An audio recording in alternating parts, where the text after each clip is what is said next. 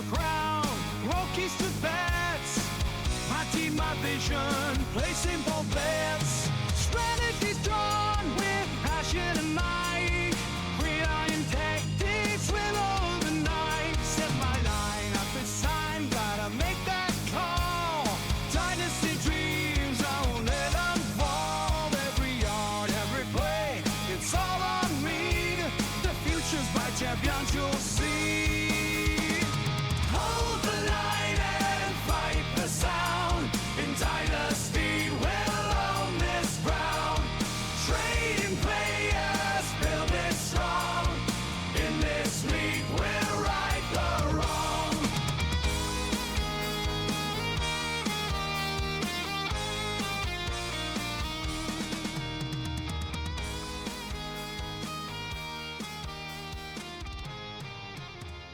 Good opening day to everybody. It is the first day of football. Happy Thursday. Our first Thursday night football game of the season. Our first week of the season begins tonight. Chiefs, Ravens. Happy Thursday again to all of you. It's going to be fun to watch tonight. Kind of wanted to chime in with a little bit of a take on that game. Maybe I'll do that at the end. But for now, it is part 5 of the Charge into Battle series. Today we are looking at the final 2 teams in the Fiddy Tree League, and that is Kirk and his cousins, headed by my co-host Taylor Plimpton, and then, of course, host of the Reckoning, headed by yours truly. I don't know exactly what the Reckoning is, and by naming my team the host of the Reckoning, you could assume that this show is a reckoning, and I don't know what that means, but we're here, and damn it, we're rolling with it. So you guys know how this goes about, how we do this process. We're ranking everybody. We're giving numbers to all the position groups, and then we are averaging them out. So with that being said, we're going to hop right in. You guys tag along, and at the end we might do we're going to get all the numbers, and we're going to compile them into well, I'm not going to say the word. It starts with an L, and it ends with an ist.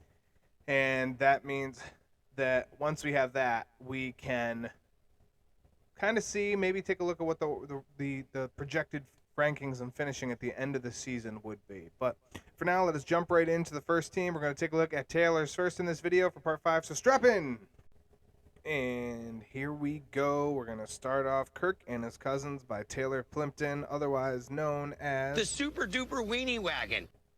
And shouts out to Taylor.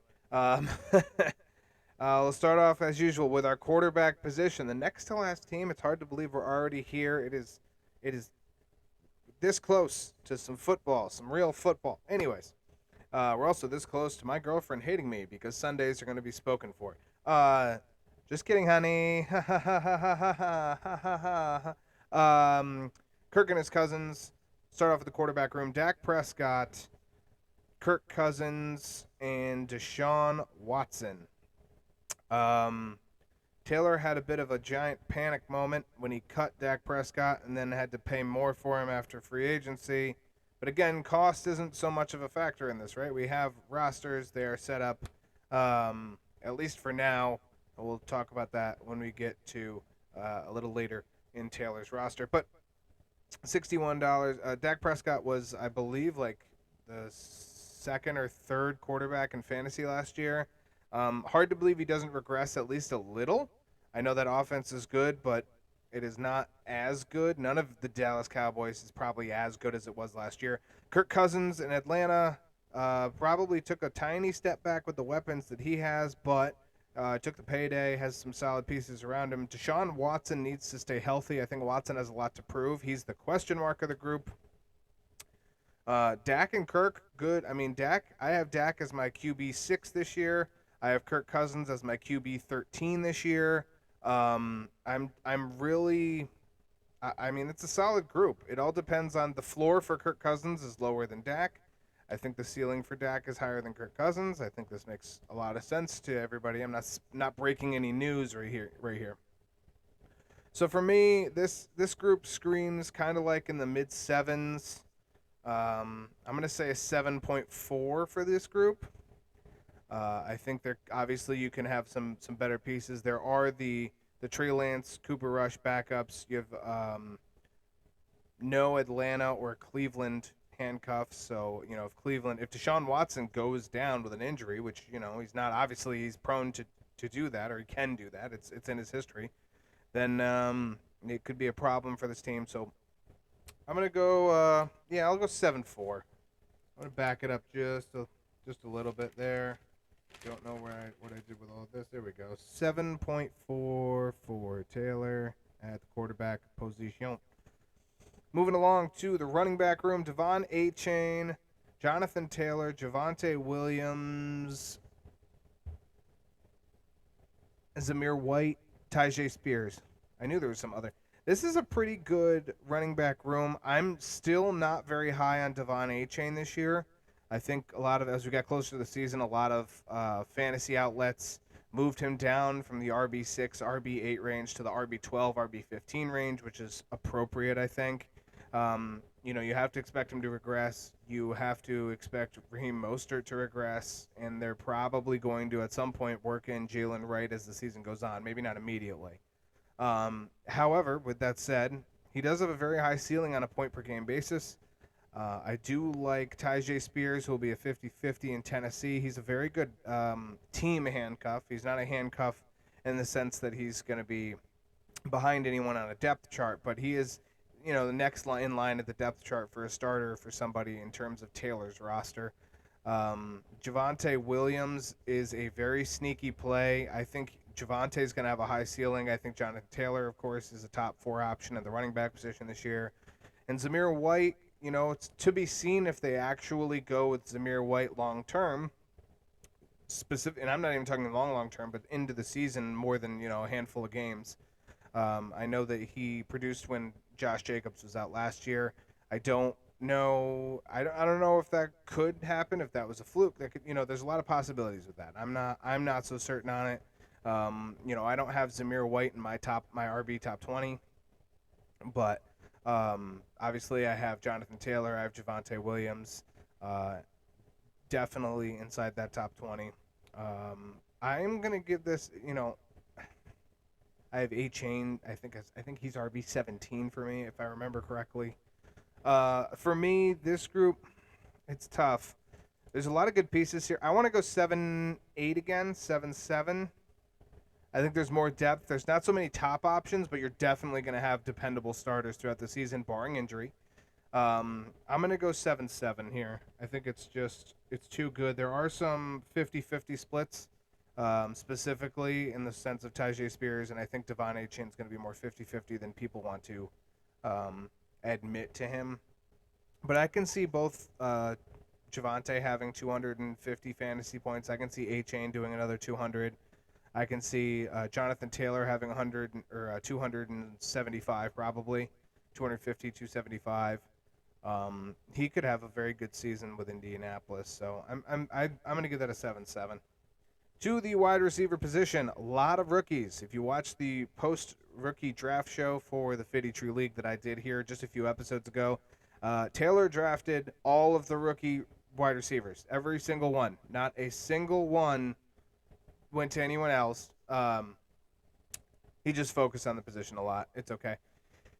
So DJ Moore, Chris Olave, Deebo Samuel are there. He re-signed Treylon Burks during the free agency period. I don't think that's going to pay out well. Xavier Legette, Ladd McConkey, and Rome Odunze are very solid options who will probably see the field fairly early on and from then on, specifically Ladd and Rome Odunze. So this is a good group.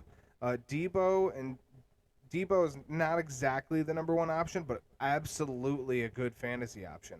There's a difference there. I like Deebo.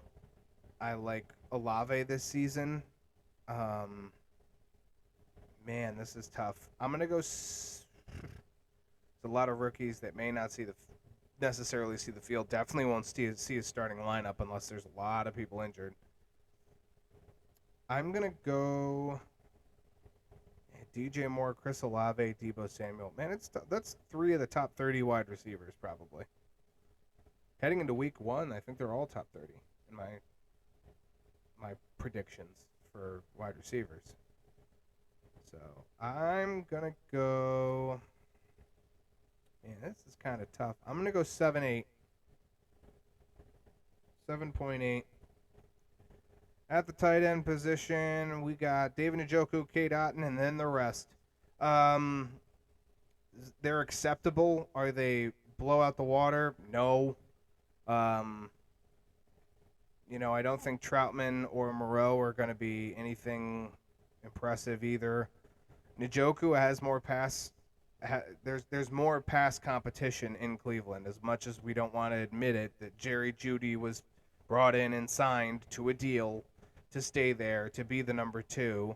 And this is the opportunity for him to kind of show out and show that his first couple years in Denver were not, they weren't indicative of his skill level. Cade Otton in Tampa Bay. It seems like the passing goes through, White and Evans, and then Godwin and Otton kind of in those stages. And I think Godwin had a little bit of a slow year last year. I can see Cade replicating his 116 points, plus or minus a few here. Anywhere between 100 and 125, I can see him doing that again. I see Njoku in the 160 to 180 range. I don't see him quite at 200. He had some bullish games. Watson is a little bit more. I know they're going to like to spread the field a little more this year, so I'm not going to take him down too much. Njoku. I'm going to give this a 6.3. Actually, we'll give 6.5. We'll go up a couple more. Cleveland does have a decent offense. 6.5 for the tight end position. And then finally, the defense is very thin. Very thin. Kalijah Cansey, Danielle Hunter, Aiden Hutchinson, Alex Singleton, Drew Tranquil, Kyle Van Noy, Christian Gonzalez, Jeremy Chin, Chauncey Gardner-Johnson, Antoine Winfield. I do want to point out that he has $3 left and he has $16 on his injured reserve. So Tyler Higbee, who probably won't see the field much, if at all, this year. Kendrick Bourne, who is sitting the first 4 games. Kendre Miller, who is.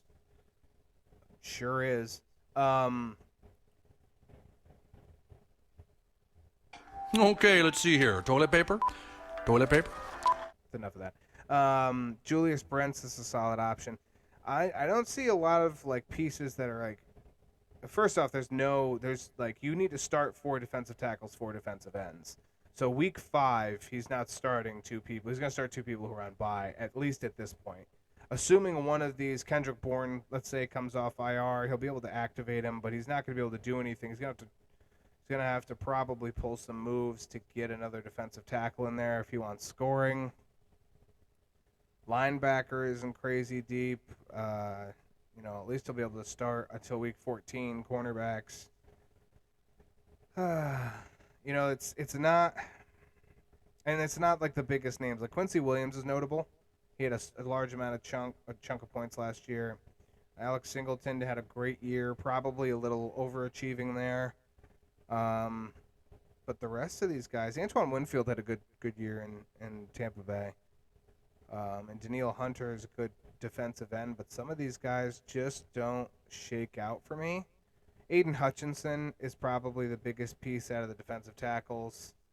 I like Quincy Williams and Singleton. I like Christian Gonzalez and really little else. I think he was hurt last year for a little bit. Also didn't see the field a whole bunch at certain points. And then other than Winfield, this is like a 6-4 for me. There's no depth here. You're gonna run into problems with the defensive end, especially. It's a position where you lose games, especially Danielle Hunter is 32, I believe.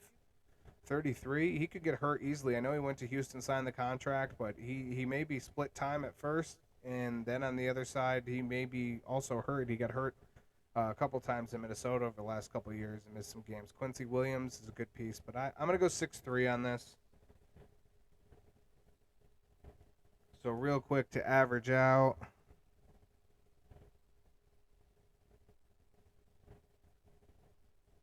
This is rough. Embarrassing.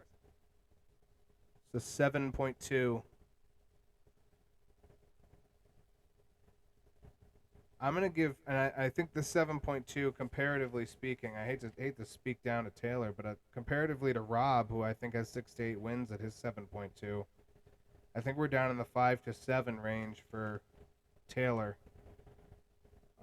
And the reason for that is the lack of defensive depth, which, again, as much as I don't know the scoring, we have to realize that the scoring will change and it is going to go up. So when you don't have the pieces that you need to do this, to maneuver your lineups, it harms you. It's going to harm your point total. Obviously, there's a lot of wide receivers that he can shell out. If somebody gets hurt, he can trade either running backs or wide receivers. But you can only start so many. And with this, you just don't have enough. You know, there's a good reason. Chauncey Gardner-Johnson was hurt for most of last year. Jeremy Chin was hurt for most of last year. Kyle Van Noy missed a handful of games last year. Drew Tranquil is getting old. Daniil Hunter is getting old. It's just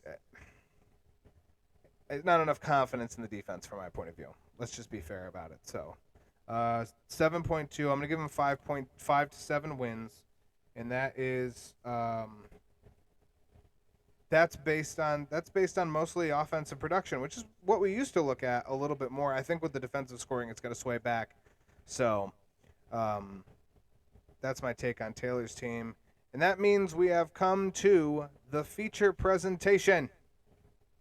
That's the most narcissistic thing to say on my own channel. It's a feature presentation. What kind of bullshit is that? I just went ahead and did it, as if I'm going to drop a video clip. And now, our feature presentation.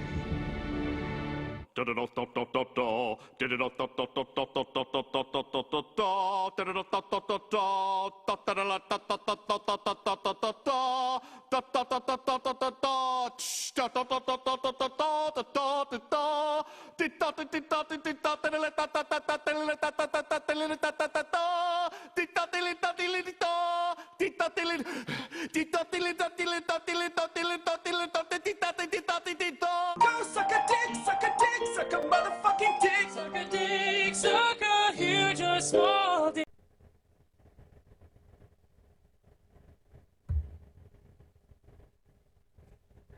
All right, here we are. It is time for my own roster. Let me pull the narcissism out. All right, complete objectivity. All right, so we'll start off with the quarterback position. It is Matthew Stafford, Kyler Murray, Russell Wilson, and eventually Drake May. Fingers crossed. Spencer Rattler. I went after Spencer Rattler. I get to defend myself here, which is probably the only positive to me doing this versus everybody else. Spencer Rattler, I went for when I was going to go for Derek Carr.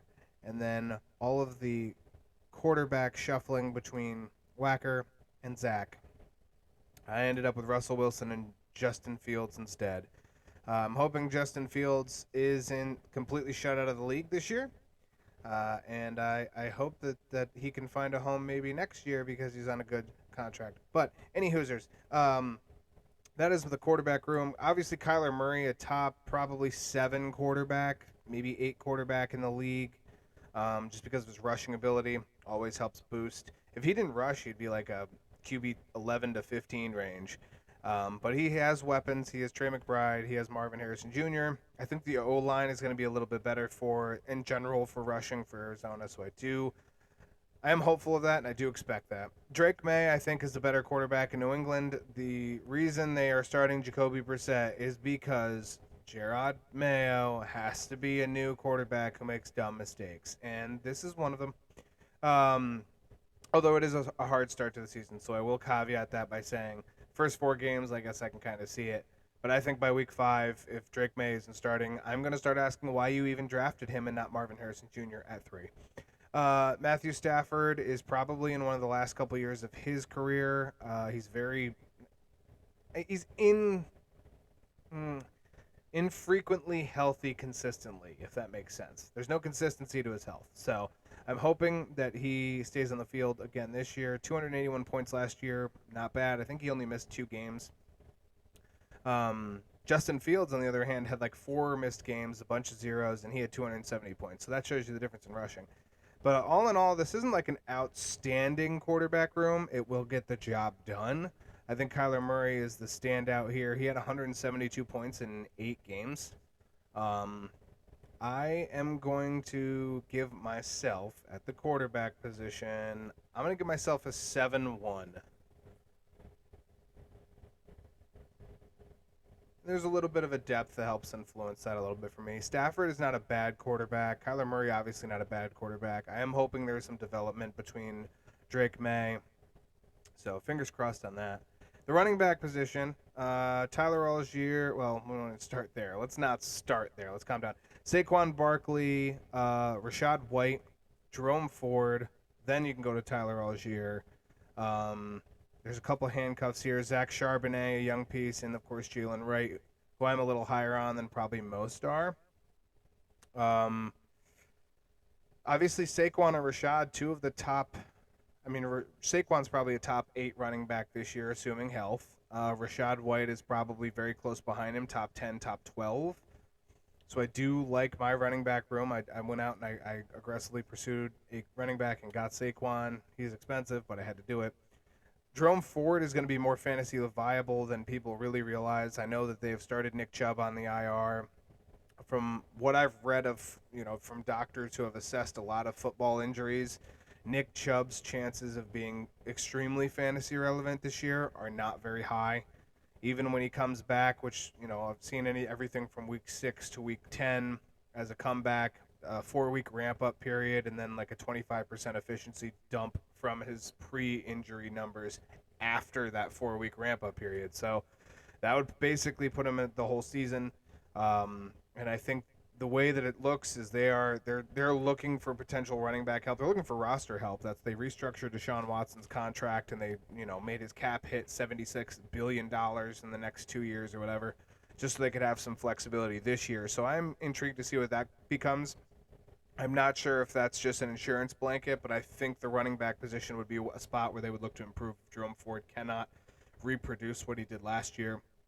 He had 232 fantasy points in 54% of the team's running back snaps. So if they give him 60 to 65 and he can reproduce those kind of numbers, I think he could be looking in the 260 to 280 range. All in all, I think it's a pretty good. Tyler Algier is still going to be involved. I think he has a small goal line role with Atlanta. I still think he sees 25 to 35% of the snaps. He was an insurance policy. Obviously he's not Bijan. Bijan will be the lead back, but nobody's a bell cow anymore. Even Saquon, I don't think sees more than 70 or 75% of snaps. So, Rashad White's pass catching help. Hopefully Saquon with a better offensive line is looking good. Charbonnet in this heavy pass offense that is coming to Seattle. Fingers crossed that he can do something. Unfortunately, behind Saquon and Rashad White, there is a small piece of fingers crossed to each one of these. I only need one of them to be fantasy relevant for it to work out. I'm going to give this group a 7-7 for myself. I think that there is enough depth. I have enough handcuffs all the way across the board. Bucky Irving backing up Rashad White. Kenneth Gainwell behind Saquon Barkley. And then there's Tyler Algier. I have Dylan Laub. Dalvin Cook, if he becomes fantasy relevant. He may not. Who knows? Probably not. Just being real. And then, of course, Jalen Wright. So there's a little bit of a youth aspect mixed with some experience contracts. So I'm going to go 7-7 at the running back position. Wide receiver position. It's tough to really break out more than like 2 or 3 names. T. Higgins, Michael Pittman, Rashee Rice. Probably a big stout 3. Higgins could see at least a week 1 bump if Jamar Chase misses. As of this recording, he still does not have a contract done. It is, this may change by the time you see this on Thursday morning. But T. Higgins would see a huge bump if, even against a tough Patriots defense in week 1. I am hoping that he can stay healthy. It is a contract year for T. He's got to go somewhere. He's 25, so I took a bit of a gamble when I brought him in. Michael Pittman is Michael Pittman. Rashee Rice is Rashee Rice. He had a very slow ramp-up period last year. His first 6 weeks did almost nothing. He had 160 of his 213 points in the last 9 or 10 weeks of the season. So I'm hopeful he can continue to expand his role in that Kansas City offense. It is great. Jamison Williams, Adam Thielen, Khalil Shakir, Jerry Jeudy, and Demario Douglas all have one thing in common behind those guys, and it's that if any of them have a good matchup, they're solid plays.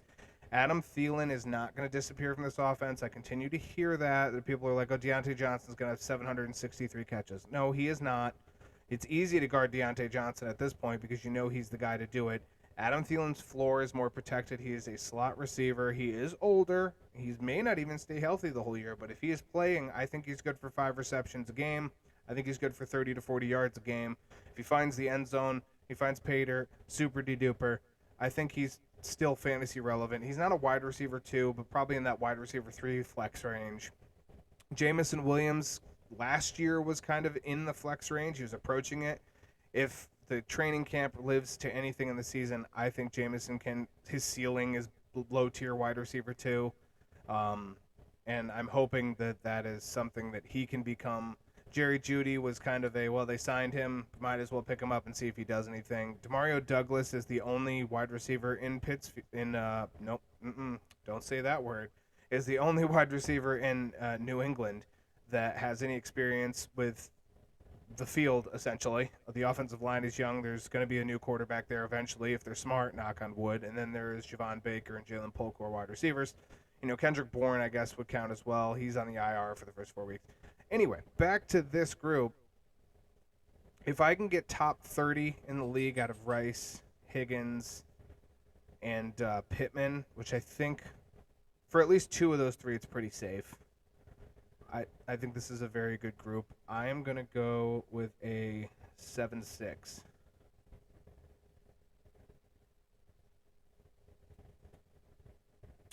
Tight end position. It is Jatavian Sanders, Michael Mayer, Noah Fant, Zach Ertz. It's not a good tight end position until this man comes back, being T.J. Hawkinson.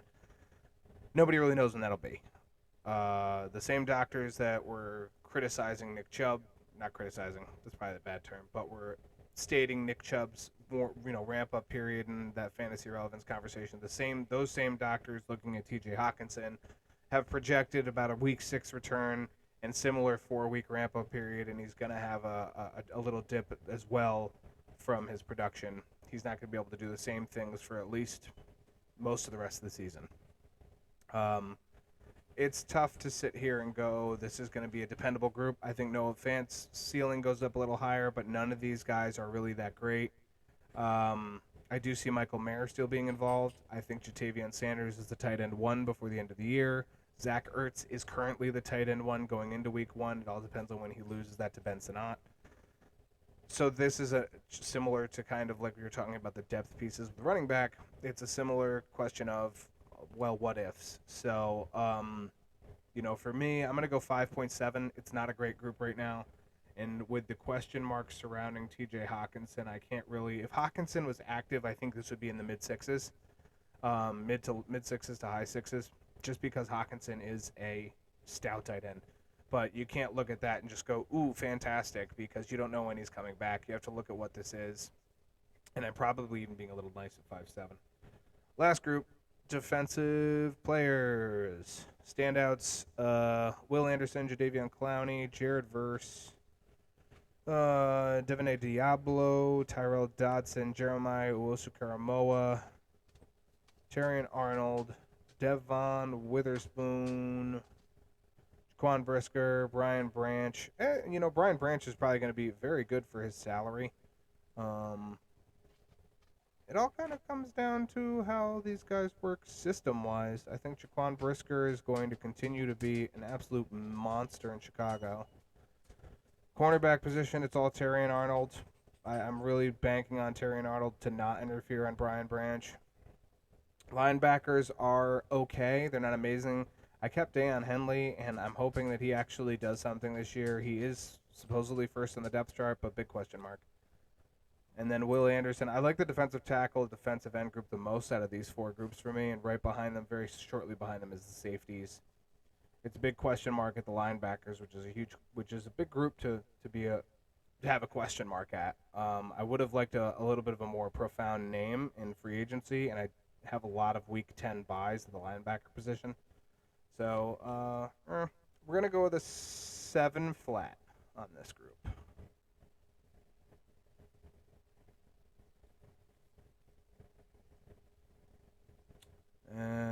to do more quick add math. 7677717057. It's probably like a 707177776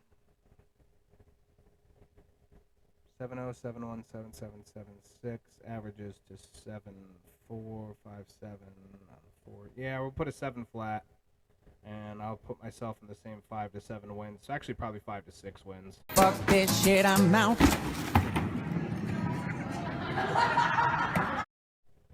This year.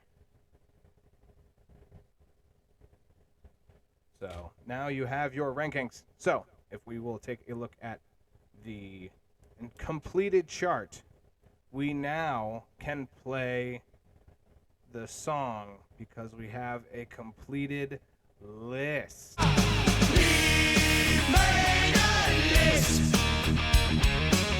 got it cooked in order. Is it good? You decide. It's a list. So if you take a look here, I think when you really take a peek at some of these numbers, Zach and Ian getting 8 wins seems like to be like the lowest is 8 wins for those guys. They still have just some powerhouse names. I'm gonna go 8 wins at least. I'm gonna say 9 for Ian, or 9 for Zach, 10 for Ian. I think that's I'm in the ballpark. So I keep looking at the screen, and I can just look at my list too. So those two I think are in the playoffs. My other 2 playoff teams, in my guesstimation,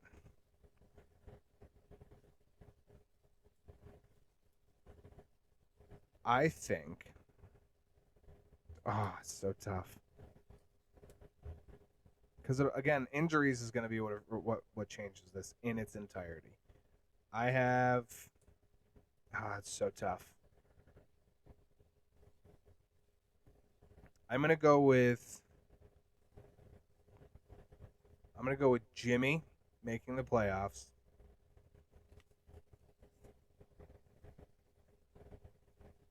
Because really what's holding Jimmy's score down is the defense, right?